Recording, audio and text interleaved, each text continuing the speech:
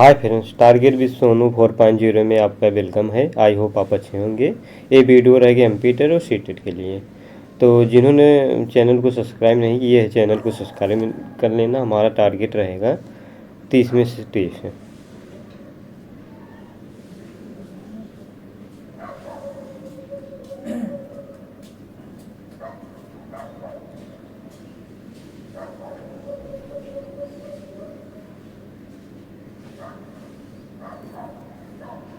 तो पहला क्वेश्चन है, निम्नलिखित में से कौन सा विकासात्मक विकार का उदाहरण नहीं है?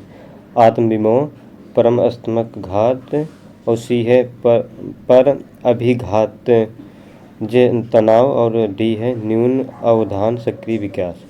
तो आप लोग बताइए कि इसमें से कौन सा ऑप्शन सही है।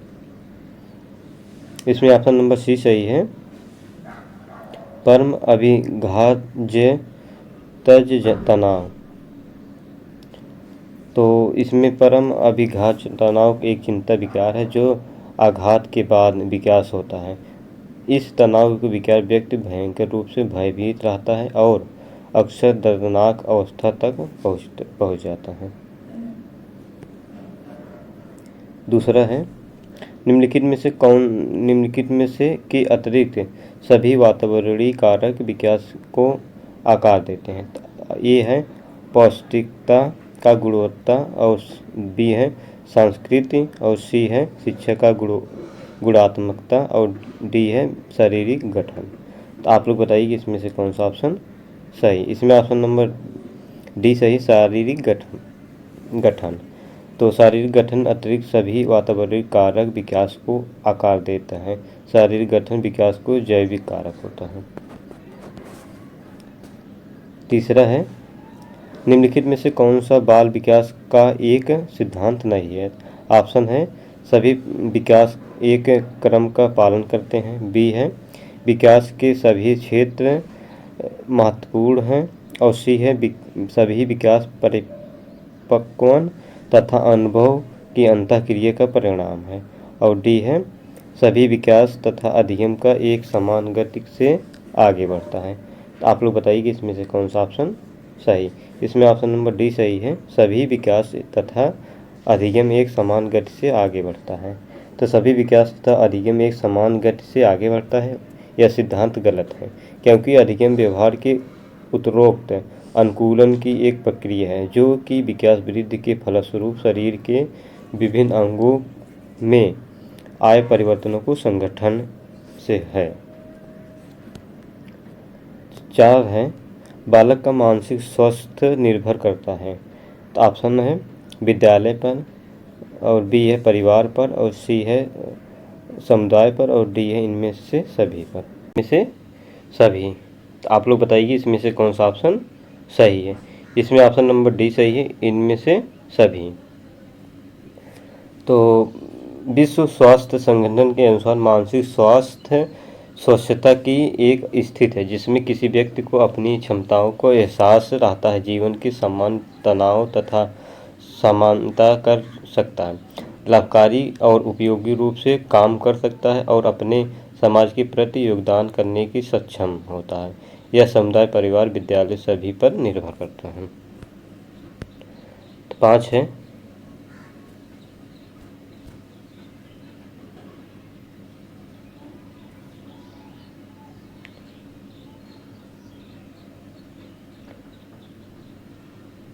5 है, समानता। यह देखा जाता है कि बच्चा थोड़े से बहुत मायानों अपने माँ बाप से भिन्न होता है।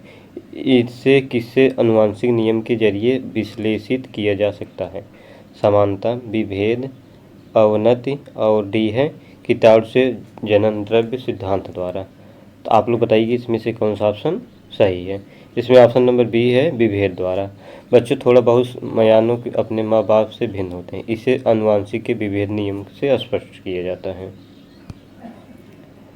6 है, एक प्रक्रिया है जिनके माध्यम से मानव शिशु समाज के सक्रिय सदस्य के रूप में निष्पादन करने के लिए आवश्यक कौशलों का अर्जन करना प्रारंभ करता है। तो ऑप्शन है समाजीकरण, विकास, सीखना, और डी है परिपक्वता।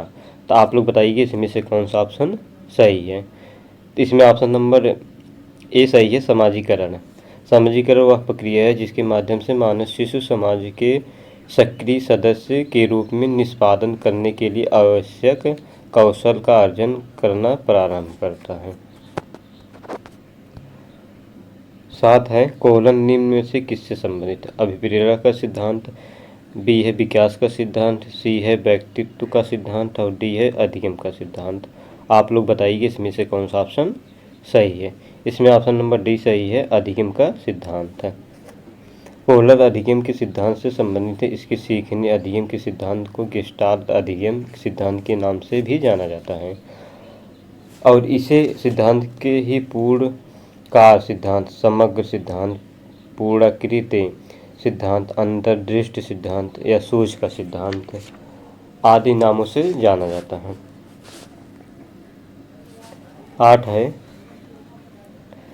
अधिगम कर्ता केंद्रित विविध का आशय है। ऑप्शन है वे विधियां जहां अधिगम के अधिगमकर्ता की अपनी पहल और प्रयास सम्मिलित होते हैं। बी है उन विधियों को अपनाना जिससे शिक्षक मुख्य कर्ता पात्र होता है। सी है कि शिक्षक अधिगमकर्ता के लिए स्वयं निष्कर्ष निकाल देता है। डी है परंपरागत व्याख्यात्मक विधियां। तो आप लोग बताइए इसमें से कौन सा ऑप्शन सही है। इसमें ऑप्शन नंबर ए सही है, वे विधियां जहां अधिगम के अभिकर्ता को अपनी पहल प्रयास सम्मिलित है। 9 है अधिकांश व्यक्तियों की बुद्धि औसत होती है। बहुत कम लोगों को प्रतिभा संपन्न होने और बहुत कम व्यक्ति मंदबुद्धि होते हैं। यह कथन के प्रतिस्थापित सिद्धांत पर आधारित है। ऑप्शन है बुद्धि और जातीय विभिन्नताओं पर बुद्धि के वितरण और सी है बुद्धि की वृद्धि और डी है बुद्धि और लैंगिक विभिन्नताओं पर। तो आप लोग बताइए इसमें से कौन सा ऑप्शन सही है। इसमें ऑप्शन नंबर बी सही है, बुद्धि के वितरण। मानव बुद्धि के विकास उसके वंशानुक्रम व वातावरण की अंतःक्रिया पर निर्भर करता है। अधिकांश व्यक्तियों को बुद्धि औसत होती है जो वातावरण के समान उनके समायोजन को दर्शाता है, जबकि कुछ व्यक्ति प्रतिभा संपन्न होते हैं और कुछ मंद बुद्धि या उनके वंशानुक्रम व वातावरण की अंतःक्रिया को दर्शाता है। अतः यह बुद्धि के वितरण में प्रतिस्थापित सिद्धांत पर आधारित है। 10 है बहुमुखी प्रवृत्ति के व्यक्ति होते हैं। सामाजिक एवं मित्रतापूर्ण व्यवहार, तनाव मुक्त, उपरोक्त में से दोनों और डी है इनमें से कोई नहीं। आप लोग बताइए इसमें से कौन सा ऑप्शन सही है। इसमें ऑप्शन नंबर ए सही है, सामाजिक एवं मित्रतापूर्ण व्यवहार। 11 है था फ च ध्वनियाँ हैं, स्वानिम है, रूपिम है, लेखिम है, शाब्दिम है। आप लोग बताइए इसमें से कौन सा ऑप्शन सही। इसमें ऑप्शन नंबर ए है स्वामिम। बहुमुखी प्रवृत्ति स्वामिम किसी भाषा के ध्वनि व्यवस्था में पाई जाने वाली लघुत्तम इकाई है। स्वानिम का अपना अर्थ नहीं होता है किंतु वे अर्थ विभेद होते हैं, जैसे था फा चा का ध्वनि स्वानिम का उदाहरण है।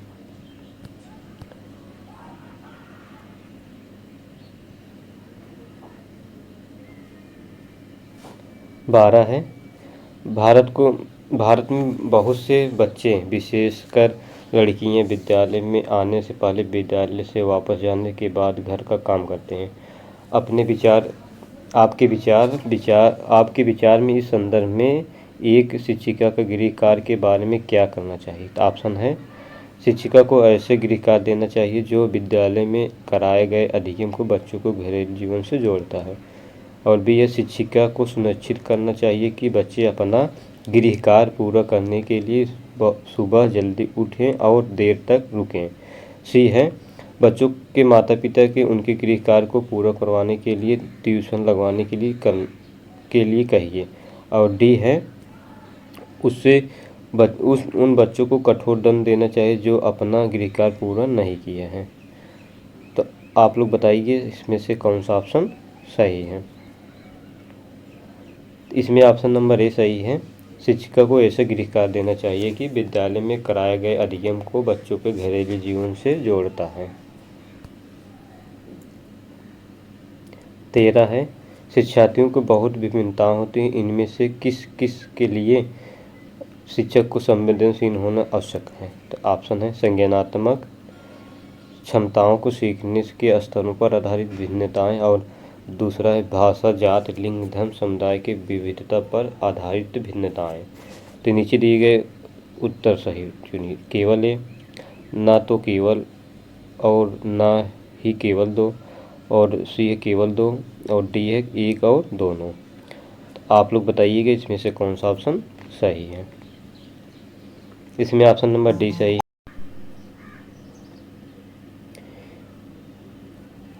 इसमें ऑप्शन नंबर डी रहेगा एक और दो, यानी दोनों। 14 है,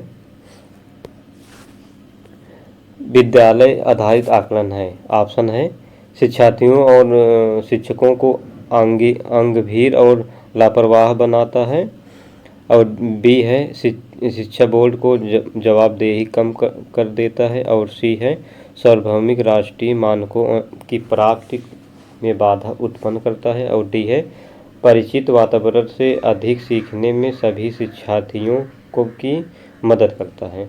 तो आप लोग बताइए इसमें से कौन सा ऑप्शन सही है। इसमें ऑप्शन नंबर डी सही है, परिचित वातावरण में अधिक सीखने में सभी शिक्षार्थियों की मदद करता है। 15 है, एक प्रमाणीकृत पाठन परीक्षा लेने के लिए 5वीं कक्षा के प्रस्तुत करने शिक्षक को अधिकाधिक परामर्श दिया जाता है कि ऑप्शन है बच्चों को बोलना है कि परीक्षा बहुत महत्वपूर्ण है तथा वह उसमें अच्छे से प्रदर्शन करेगा। बी है पूर्ववर्ती परीक्षा में प्रधान प्रश्नों को चिन्हित करना एवं छात्रों को उन्हें उत्तर देने की अनुमति देना, और सी है निम्न कोटि के पाठकों को प्रशिक्षण देना ताकि कक्षा के शेष बच्चे की भी तरीके से अच्छा करें, और डी है परीक्षा में आने वाले समान प्रकार के प्रश्नों को उत्तर देने के लिए छात्रों को अध्ययन कराना। तो आप लोग बताइए कि इसमें से कौन सा ऑप्शन सही है। इसमें ऑप्शन नंबर डी सही है, परीक्षा में आने वाले समान प्रकार के प्रश्नों के उत्तर देने के लिए छात्रों को अभ्यास कराना। 16 है, विशेष आवश्यकता वाले बच्चों से व्यवहार करने के लिए निम्नलिखित दार्शनिक दृष्टिकोण में से किसका अनुसरण किया जाना चाहिए। ए है उन्हें किसी प्रकार की शिक्षक की आवश्यकता ही नहीं होती है। बी है उन्हें समावेशी शिक्षक का और नियमित विद्यालयों में अध्ययन करने का अधिकार प्राप्त है, और सी है उन्हें पृथक करें, उनकी शिक्षा किसी भिन्न शैक्षिक संस्थानों में होनी चाहिए, और डी है उन्हें केवल व्यावसायिक प्रशिक्षण दिया जाना चाहिए। तो आप लोग बताइए कि इसमें से कौन सा ऑप्शन सही। इसमें ऑप्शन नंबर बी सही है, उन्हें समावेशी शिक्षक और नियमित विद्यालयों में अध्ययन कराने की अधिकार प्राप्त है। राष्ट्रीय पाठ्यचर्या कार्यक्रम को घोषित के अनुसार विशेष आवश्यकता वाले बच्चे अर्थात नकारात्मक विशिष्ट बालक को समावेशी शिक्षक को अपने नियमित विद्यालयों में अध्ययन करने का अधिकार प्राप्त है। 17 है, इनमें से कौन सी अधिगम अशक्तता वाले बच्चे की एक विशेषता है। ऑप्शन है 50 से नीचे बुद्धिलब्धि, बी है अन्य बच्चों को धमकाना तथा आक्रामक कार्यों को लगे रहना, और सी है एक ही प्रकार के गत्यात्मक क्रिया को बार बार दोहराना, और डी है धारा प्रवाह रूप से पढ़ाने तथा शब्दों को पलट कर जाने में कठिनाइयाँ। तो आप लोग बताइए कि इसमें से कौन सा ऑप्शन सही है। इसमें ऑप्शन नंबर डी सही है, धारा प्रवाह रूप से पढ़ने तथा शब्दों को पलट कर जानने में कठिनाइयाँ। तो धारा प्रवाह रूप से पढ़ने तथा शब्दों को पलट कर जानने की कठिनाइयाँ अधिगम अशक्तता वाले बच्चों को एक विशेषता है। 18 है, निम्नलिखित में से कौन सा विशेषता प्रतिभावना शिक्षार्थियों की है। ऑप्शन है वह आक्रमण और कुंठित हो जाता है, बी है यदि कक्षा में गतिविधियां अधिक चुनौतीपूर्ण नहीं होती है तो कम प्रेरित अनुभव करता है और ऊब जाता है, सी है वह बहुत ही तुन का मिजाज होता है। और डी है वह रस्मी व्यवहार करता है, जैसे हाथ थपथपाना, डोलना आदि। तो आप लोग बताइए कि इसमें से कौन सा ऑप्शन सही है। इसमें ऑप्शन नंबर बी सही है। यदि कक्षा की गतिविधियाँ अधिक चुनौतीपूर्ण नहीं होती हैं तो वह कम प्रेरित अनुभव करता है और ऊब जाता है। और 19 है समस्या बालक है। चोरी करने वाला, झूठ बोलने वाला, माता पिता का कहना न मानने वाला, और डी है इनमें से सभी। तो आप लोग बताइए कि इसमें से कौन सा ऑप्शन सही है। इसमें ऑप्शन नंबर डी सही है, इसमें से सभी। 20 है विकृत लिखावट से संबंधित लिखने की योग्यता में कमी किसके एक लक्षण डिस्ग्राफिया है, डिस्प्रैक्सिया है, डिसकैलकुलिया है और डिसलेक्सिया है। तो आप लोग बताइएगा इसमें से कौन सा ऑप्शन सही है। इसमें मतलब लिखने से है, तो इसलिए ऑप्शन नंबर ए है डिसग्राफिया। 21 है विद्यालय में विद्यार्थियों को भाग जाने के कारण है। कक्षा शिक्षण में रुचि का अभाव है, बी है विद्यार्थियों को अध्ययन में रुचि का अभाव है, और सी है विद्यार्थियों को दंड नहीं देना, और डी है समस्या के प्रति शिक्षकों को निर्दय अभिवृत्ति। तो आप लोग बताइए इसमें से कौन सा ऑप्शन सही है। इसमें ऑप्शन नंबर डी सही, समस्या के प्रति शिक्षकों को निर्दय अभिवृत्ति। तो यानी शिक्षार्थियों को विद्यालय भागने के लिए कारण निम्न: छात्रों को समस्या के प्रति शिक्षकों का असंवेदनशील रवैया, विद्यालय में वातावरण के अप्रजातांत्रिक रूप, छात्र की सुरक्षा की भावना, और शिक्षण कार्य को सुचारू रूप से न चलाना। 22 है जब मानव शरीर में एक भाग को दिए गए प्रशिक्षण का अंतरण दूसरे भाग से होता है तो इसे कहते हैं ऊर्ध्व अंतरण, और डी है क्षैतिज अंतरण, और डी है द्विपार्श्विक अंतरण, और डी है उपरोक्त में से कोई नहीं। आप लोग बताइए इसमें से कौन सा ऑप्शन सही। इसमें ऑप्शन नंबर सी सही है, द्विपार्श्विक अंतरण। 23 है एक समस्या सुधारक बच्चा विचार के आधार पर कथनों की सच्चाई या संभावना का मूल्यांकन करता है। तो ऑप्शन है सृजनात्मक, बी है सौंदर्यबोध, और सी है अमूर्त, और डी है तार्किक। आप लोग बताइए इसमें से कौन सा ऑप्शन सही। इसमें ऑप्शन नंबर डी है तार्किक।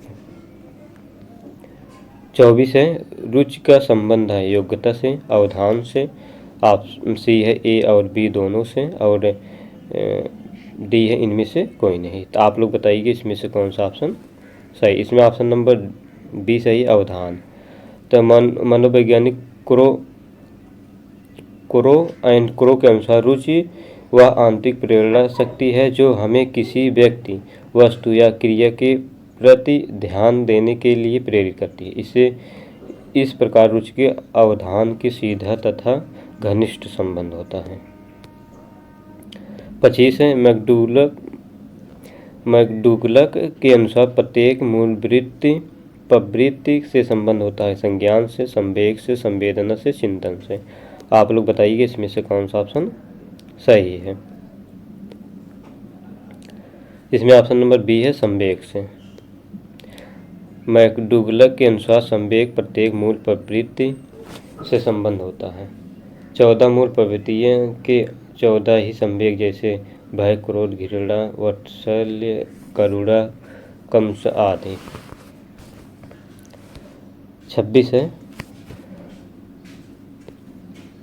अभिप्रेरणा के सिद्धांत के अनुसार एक शिक्षक के द्वारा सीखने को संवर्धित कर सकता है। ऑप्शन है शिक्षा विद्यार्थियों को वास्तविक अपेक्षाएं रखना, बी है अपेक्षाओं के एक रूप स्तर रखना, और सी है विद्यार्थियों को किसी प्रकार की अपेक्षाएं न रखें, और डी है विद्यार्थियों को बहुत उच्च अपेक्षाएं रखें। तो आप लोग बताइए कि इसमें से कौन सा ऑप्शन सही। इसमें ऑप्शन नंबर ए सही, विद्यार्थियों से वास्तविक अपेक्षाएं रखें। एक शिक्षक को छात्रों को वास्तविक अपेक्षाएं रखनी चाहिए तथा प्राप्त परिणामों के आधार पर उनके सुधार करके उनके अधिगम को संवर्धित और संपोषित करनी चाहिए।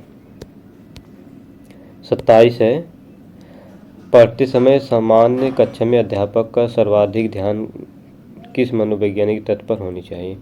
शिक्षण तकनीक पर, शारीरिक क्षमता पर, व्यक्तित्व भिन्नता पर, और डी है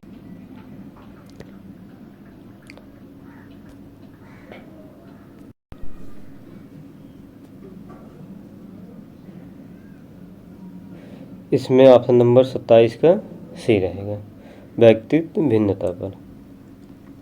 28 है, कक्षा 4 का एक बच्चा सदैव चिंतित और कुंठित रहता है, आप उसे उसके अभिभावक को शिकायत करेंगे। बी है, मनोचिकित्सात्मक के पास ले जाएंगे। और सी है, स्वयं परामर्शदाता एवं भूमिका का निर्वाह करेंगे। और डी है, उसे उसके भाग्य पर छोड़ देंगे। आप लोग बताइए इसमें से कौन सा ऑप्शन सही है। इसमें ऑप्शन नंबर सी सही, स्वयं परामर्शदाता की भूमिका का निर्वाह करेंगे। 29 है, थर्सन तथा लिकर्ट निम्न में से किसके मापन से संबंधित है। बुद्धि के, आवृत्ति का, मूल्य का और व्यक्तित्व का। तो आप लोग बताइए इसमें से कौन सा ऑप्शन सही है। इसमें ऑप्शन नंबर बी है, व्यक्तित्व का, सॉरी अभिवृत्ति का है। 30 है, सीखी हुई बात को स्मरण रखने तथा पुनः स्मरण करने की असफलता कहलाती है। पुनः स्मरण, भी स्मृति, संवेदना और स्मृति। तो आप लोग बताइए कि इसमें से कौन सा ऑप्शन सही है। इसमें ऑप्शन नंबर बी है, बी स्मृति। सीखी हुई बात को स्मरण रखने तथा पुनः स्मरण करने की असफलता को बी स्मृति कहलाती है। बी स्मृति का तात्पर्य भूलना होता है, जिसे कोई तथ्य याद नहीं रहता है। इस दोष को भी स्मृति कहलाते हैं। तो आप लोग बताइए कि 30 में से कितना आप लोगों को स्कोर गया है। जिन्होंने चैनल को सब्सक्राइब नहीं किया है, चैनल को सब्सक्राइब कर लेना। तो आज थोड़ा सा वीडियो में दिक्कत हो गया है, तो आप लोग देख लीजिएगा, आगे पीछे कुछ हो गया है।